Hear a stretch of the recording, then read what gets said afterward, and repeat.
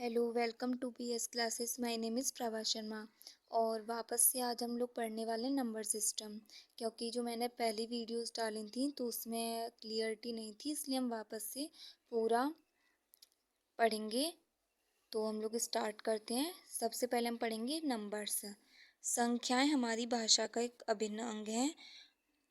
दैनिक जीवन में होने वाली अधिकतर घटनाओं में संख्याओं का प्रयोग किया जाता है। बिल्कुल करेक्ट बात है। अगर नंबर्स नहीं होते तो हम लोग काउंटिंग कैसे करते? अगर नंबर्स नहीं होते तो हम लोग टेबल कैसे सीखते? तो जाहिर सी बात है, नंबर्स के बारे में जानना सबसे पहले बहुत ज़रूरी है। इसके एग्जाम्पल देख लेते हैं। दैनिक जीवन में प्रयोग होने वाली वस्तुओं के भाव और वजन, मापन, खेल के स्कोर आदि संख्याओं से ही व्यक्त किए जाते हैं। बिल्कुल करेक्ट बात है। अगर नंबर्स नहीं होते तो हम लोग जब गेम खेलते हैं, हम लोग दो टीमों को डिवाइड करते हैं, तो हम लोग कैसे काउंट करते हैं कि इसका ए वाली टीम का स्कोर हुआ 1 और बी वाली टीम का स्कोर हुआ 0। तो अगर ये नंबर्स नहीं होते तो हम लोग ये चीज़ें कभी नहीं कर पाते। तो नंबर हम लोगों की लाइफ में बहुत ही इम्पोर्टेंट है। अब सेकंड पर आते हैं, अंक डिजिट क्या होता है।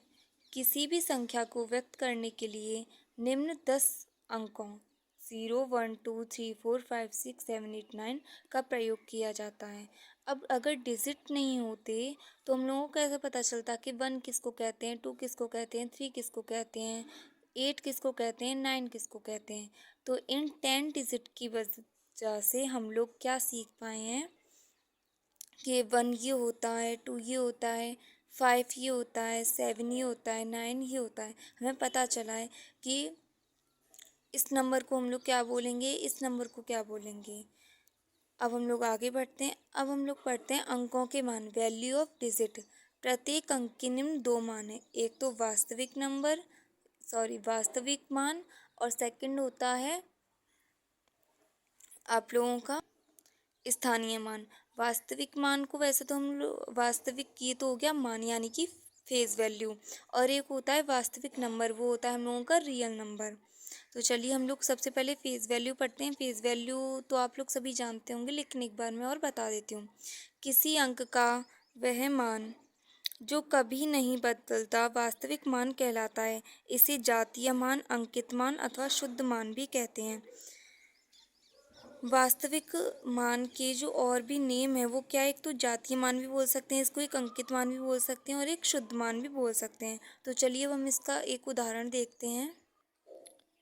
इसका उदाहरण है संख्या 2569 में अंक 5 का जातीय मान 5 व 9 का जातीय मान 9 ही होगा।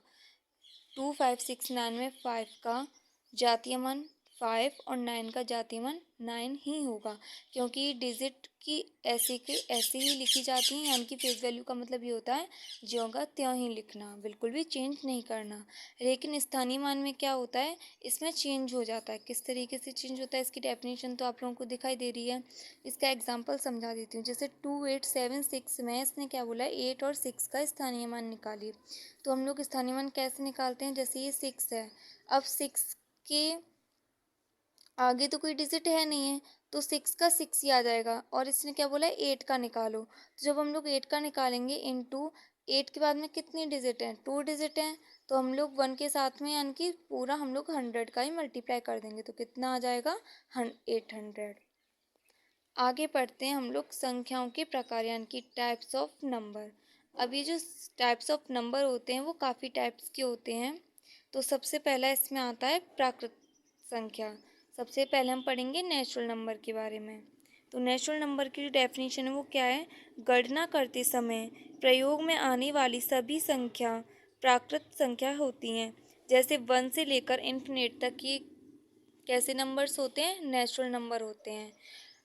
हम लोग काउंटिंग सीखते हैं या फिर हम लोग किसी भी चीज़ को काउंट करते हैं। जैसे हम लोगों ने एक लाइन बनाई, उस लाइन में 10 पर्सन है तो हम लोग काउंट ही तो करेंगे, 1 2 3 4 5। गणना करने का मतलब ये होता है कि काउंट करना। तो आप लोगों को ये चीज़ समझ में आ गई होगी। और नेचुरल नंबर कहाँ से कहाँ तक होते हैं ये चीज़ भी आप लोगों को समझ में आ गई होगी। 1 से लेकर इन्फिनिट तक ये होते हैं हम लोगों के नेचुरल नंबर। अब हम लोग आगे नेक्स्ट पढ़ते हैं। नेक्स्ट है हम लोगों का पूर्ण संख्या यानी कि होल नंबर। यदि प्राकृत संख्या में शून्य को मिला दिया जाए तो ऐसी संख्याओं का समूह क्या कहलाता है? पूर्ण संख्या यानी कि होल नंबर कहलाता है। अगर नेचुरल नंबर में हम लोग ज़ीरो को मिला देते हैं तो वो नंबर कैसा हो जाता है? होल नंबर हो जाता है। जैसे 0 1 2 3 डॉट डॉट डॉट इन्फिनिट तक कैसे होते हैं हम लोगों की? होल नंबर होते हैं। अब आते हैं इंटीजर्स। प्राकृत संख्या उनकी ऋणात्मक तथा शून्य को मिलाकर जो संख्या प्राप्त होती है उसे पूर्णांक कहते हैं। तो ये आपको यहाँ दिखाई दे रहा होगा, उसने बोला है ऋणात्मक और प्राकृत संख्या और शून्य को मिलाकर जो हम लोग का जो नंबर बनते हैं फिर उसे बोला जाता है यहाँ पूर्णांक। अब आते हैं हम लोग नेक्स्ट धनात्मक संख्याएं क्या होती हैं, यानी कि पॉजिटिव नंबर। आपको पता होगा लाइन में जो हम लोगों के दाएं साइड होती हैं वो कौन से नंबर होते हैं? हम लोगों के प्लस में होते हैं, तो ये क्या है? धनात्मक है। और नेक्स्ट है हम लोगों का ऋणात्मक। तो ऋणात्मक में यानी कि नेगेटिव नंबर में ये है कि जो बाईं साइड होंगे वो हमारे कैसे होंगे? वो होंगे हम लोगों के नेगेटिव नंबर। तो इस चीज़ का आप लोग ध्यान रखिएगा। अब हम लोग पढ़ते हैं नेक्स्ट टॉपिक। अब आते हैं हम लोग सम संख्या पर। तो सम संख्या यानी कि इवन नंबर, ऐसी संख्या जो दो से पूर्णतः यानी कि पूरे रूप से विभाजित हो जाएं वह सम संख्या कहलाती हैं। जैसे 2 4 6 8 10 12 इन्फिनिट, यानी कि वो नंबर हैं जो कि 2 से पूरे पूरे डिवाइड हो जाएंगे। और विषम यानी कि ऑड नंबर क्या होता है? जो कि 2 से बिल्कुल भी विभाजित नहीं होते। जैसे 3 हो गया, 5 हो गया, 7 हो गया, 9 हो गया, 11 हो गया, 13 हो गया। तो ये कैसी संख्या हो गई? हम लोगों के ऑड नंबर हो गए। अब आते हैं हम लोग परमी संख्या पर, रेशनल नंबर पर।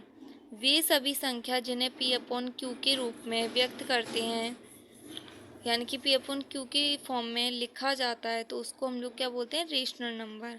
तो ये बात आप लोगों को पता ही होगा। अब जैसे 7 है, अगर हम 7 के नीचे 1 मान लेते हैं तो ये हमारा रेशनल नंबर हो जाएगा कि नहीं हो जाएगा? और 7/5 हो गया माइनस के 1/3 हो गया, तो ये भी क्या हो जाएगा? हम लोगों का रेशनल नंबर हो जाएगा। अब हम लोग आगे पढ़ते हैं अपरिमेय संख्या यानी कि इरेशनल नंबर। वे सभी संख्याएं जिन्हें पी अपॉन क्यू के रूप में व्यक्त नहीं किया जा सकता तो वो कैसी संख्याएं होती? इरेशनल नंबर, यानी कि √2 हो गया, √5 हो गया, √7 हो गया। तो ये कैसी संख्या हो गई? Irrational number. अब पाई एक अपरिमेय संख्या है, बिल्कुल है, क्योंकि इसका जो मान होता है वो 3.14 होता है, तो इसलिए ये इरेशनल नंबर भी है और ये रेशनल नंबर भी है, क्योंकि पाई का मान भी 22/7 होता है। अभी हम लोगों के 2 टॉपिक्स और रह गए हैं, भाज्य संख्याएं और अभाज्य संख्याएं। तो देखते हैं भाज्य संख्याएं क्या होती हैं।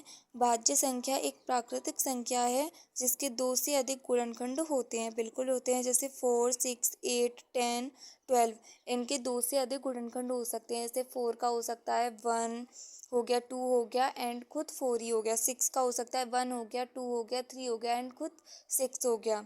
और अभाज्य संख्या वो होती है जिनका सिर्फ एक ही गुणनखंड होता है, एक तो वो खुद होता है और एक होता है हम लोगों का 1।